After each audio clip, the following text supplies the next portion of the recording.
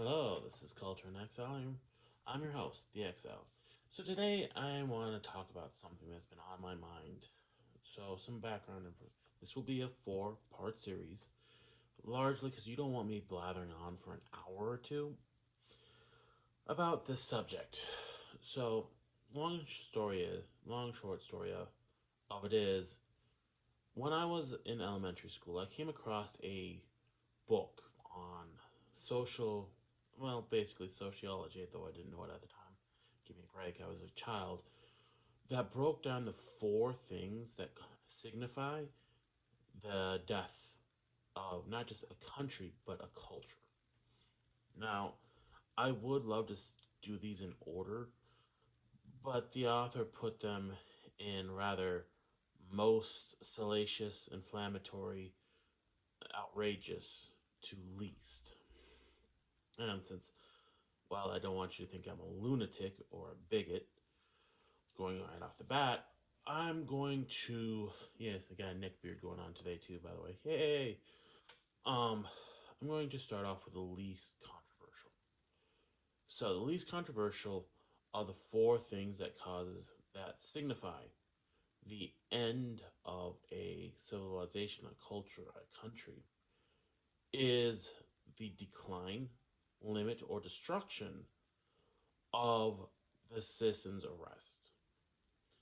Whether you are aware of this or not, here in America and most other Western countries as well, you, as a private citizen, when seeing someone else commit a law, um, when you see someone else, another citizen or even not a non citizen, break the law, you have the legal power to arrest that person, to both detain and arrest them if necessary. And this does include police officers, believe it or not. So, mm, now why does anybody do this? Well, we don't do it now because the law has become so prickly and so precise in how criminals must be treated according to the judicial system that one little mess up and the criminal goes free. Or I shouldn't say criminal, perpetrator goes free. And I'll try to keep that word usage consistent in this video. So I'm sure people can start seeing the problems here, but you really can't because you have to deep dive in this. So the first and foremost, most obvious problem why the citizens' arrest decreasing as an issue is it shows that laws have become so complicated, so intricate, that the average citizen can no longer follow what's illegal and what's legal and where that gray spot is. That we have too many laws, basically. For instance, you access the internet without using an ISP, you have broken the law. If, technically speaking, if anybody clips this video, I see you, technically speaking, you've broken the law. Technically speaking, me having this shirt on, that pot over there, that picture is illegal. That's copyright infringement. This stand is copyright infringement. There are so many laws that are utter nonsense that we've literally arrived at the point where I can point to, and where anyone that wants to, for malicious reasons, can point at any person and say there's a person they've broken the law. And chances are they have. And when I say chances are, I mean 99.9999999% the chance they are. For instance, there are women in Florida that wear shorts. Well, ladies, in Florida on Sunday, that's illegal in several cities. There are, of course, the nonsense laws we're all aware of, but there's more serious ones as well that most people aren't aware of. So there's that problem. The law has become a labyrinthine that it no longer protects the citizenry, but it can be used as a weapon against them. Sorry, my cat. wants attention, which he's not going to get right now, no matter how much he wiggles his tail and bats at my leg. Anyway, the other problem, the second problem with the decline in citizens' rest, typically is how to tell that, or I should say, the average citizen loses the ability to tell what's an actual law. Case in point, COVID. Now, I don't care for the purpose of this video which side of this argument you fall on. Here is the blunt truth. The only organization within the United States of America, which is this country that I'm recording in right now, that can create a law is the Senate. Or I should say Congress. Both House of Representatives and the Senate have to vote on a law. The CDC cannot create a law. The EPA cannot create a law. The ATF cannot create a law. The House of Homeland Security cannot create laws. They can't create laws. The president cannot create a law. The governor cannot create a law. The freaking mayor can't create laws. Congress creates laws. I know people, a bunch of you are going, well, just a little bit earlier, you said there were certain cities that had laws. No. Those were ordinances, not laws. Difference. And even then, it has to be passed by the city council. It can't just be the mayor going, I hereby declare. Because that's a dictatorship. That's a key. That's what we rebelled against England to get away from. And what did you have during COVID? You had the president, both Trump and Biden. So don't think this is a tribal thing. Declare laws.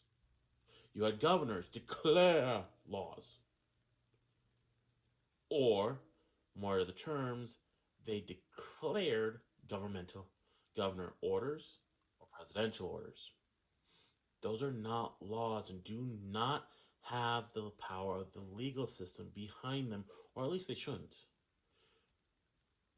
Then you have the issue of regulations created by regulatory committees and regulatory agencies and so on and so forth. These aren't laws either, but they're all treated like laws. And the problem is, the further away you get from the Senate and the House of Representatives creating a law, and the more you get to regulations, executive orders, and court precedent, the more dictatorial, the more authoritarian your system becomes. Okay? The more one person can say something and unilaterally change everything, you move away from a democracy or a republic. And it's not something that's supposed to happen. Again, most people are thinking, well, that's a problem for this. No. You're all misguessing it. The problem is, by taking the power away from rightful systems and organizations that are supposed to create these laws, you place the power in the hands of the worst human beings on the planet. They're worse than politicians. They're worse than criminals. They're the most heinous individuals. Bureaucrats. And trust me, there's nothing worse in the world than a bureaucrat, especially a bored bureaucrat that just wants a pay raise. Anyway, so you have the problem of people not knowing the law, problem of people not knowing what a law is, and now you get to the more serious problems underneath this that are cultural, that aren't systematic, but cultural.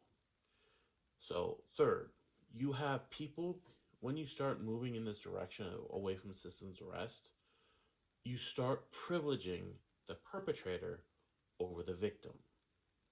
Now, I shouldn't have to explain why this is an issue, but I'm going to have to. See, a lot of people get this mixed up. People can say, well, the perpetrator here had a good reason to cause the victim here pain and suffering. That's true. And no matter how true that is, the reason why this is a perpetrator and this is a victim, the reason why that differential exists, quite bluntly, is because this person chose. This person did not. Make sense? It's a matter of choice. This is why the perpetrator in a self-defense case is the person who threw the first punch or caused a reasonable threat of violence first, not the person who defended themselves up to and including murder, executing the other person, ending that other person. That's not wrong. This person over here who had their stuff stolen didn't choose for their stuff to be stolen. The thief did. Okay? It's a very easy, simple, logical chain we all understand on a base level. But once you start taking away citizens' arrest, you start making excuses for the perpetrator. Or you'll start saying, well, they had reasons. And you start focusing more on the pity for the criminal. And what happens is that even those of people who do this for good reason, okay, maybe they're sympathetic, maybe they're like me, they want to see what the problem is, so they want to analyze this and treat it with this other human being. You don't stop being a human being because you're a criminal. Well, depending on the extent. There are, let's face it, depending on how massive the murder is, cannibalism, torture, there are things where, yeah, I don't really care what your excuses are. You stop being human to a degree. Anyway, what the problem is, what happens once you stop treating perpetrators like perpetrators, then bureaucrats get a hold of them. And what does a bureaucrat want? More power. They want more power, they want more money, they want more prestige, and they don't care. Okay? Bureaucrats do not see beyond the end of their nose, the end of their wallet. They don't see any of this stuff, okay? They don't. That's why they're so dangerous. They are fantastic at what they do, but you have to watch them like a hawk. And so they'll start easing things up so that they don't have to work as hard. Or there's more of an issue so that their department grows. And then you get people that want to abuse this sympathy. You get political activists who don't want to be punished or want to be seen as righteous warriors for the oppressed, aka BLM.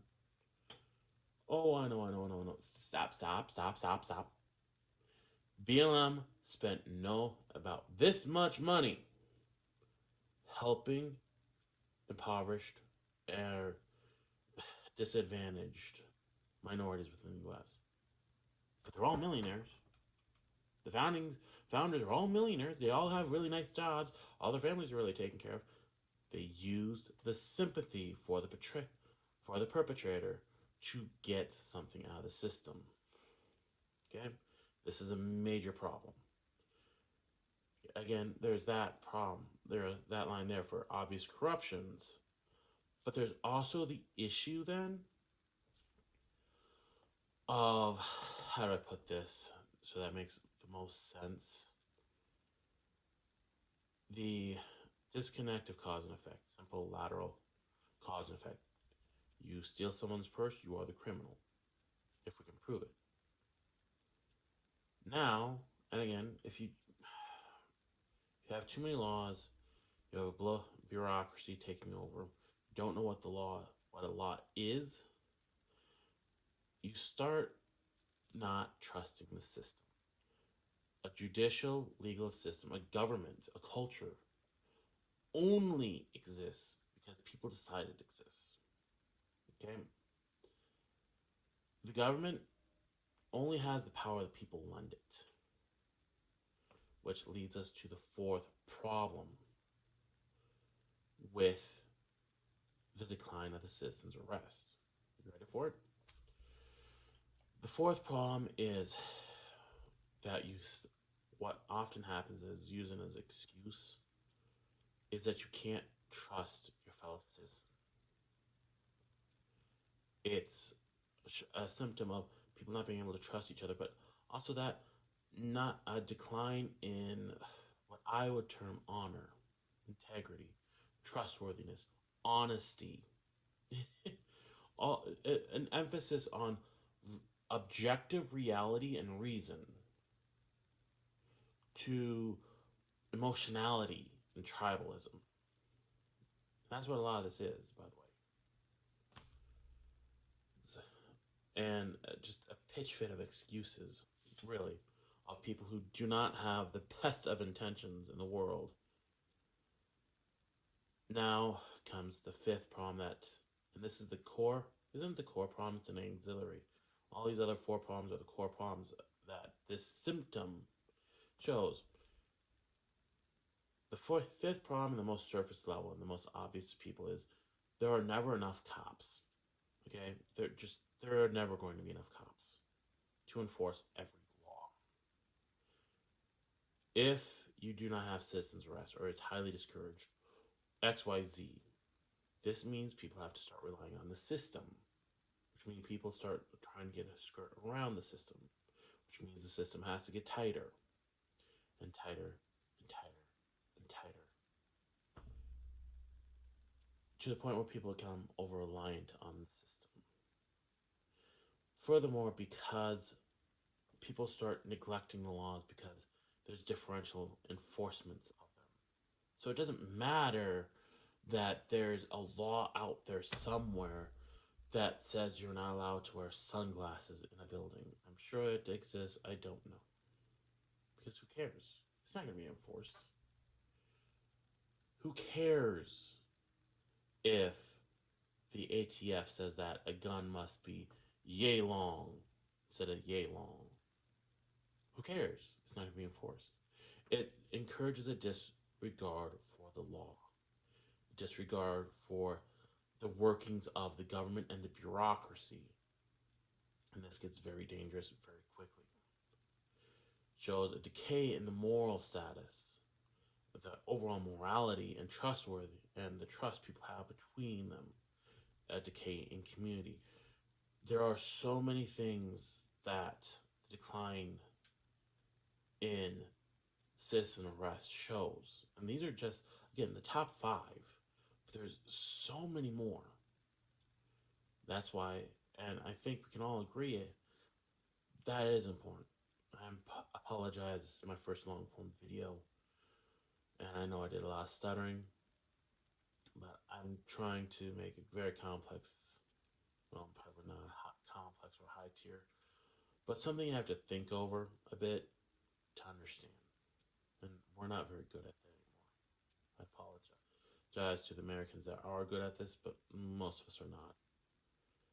In any case, in summary, the decline of a citizen's arrest shows an overcomplicated legal system that's no longer focused on the big laws. It signifies an over-reliance on the government and not this person. Third, it encourages bureaucratic bloat. Fourth, makes a vagary and vagueness of what is a law and what isn't, and how your government actually works. Fifth, it encourages people to disregard the workings of their government and the law. Sixth, it shows a severe decline in the morality and the trust between citizens. All of which are horrible things. And again, there's a reason why these 4 are the surface level symptoms that show the death of a culture and a country. How we fix all this? I just don't know. I don't know. But I hope this was insightful. This has been Culture in Exile. I'm your host, The Exile. I hope to see you next time for part 2, which, for all those who are wondering, I'm not going to tell you.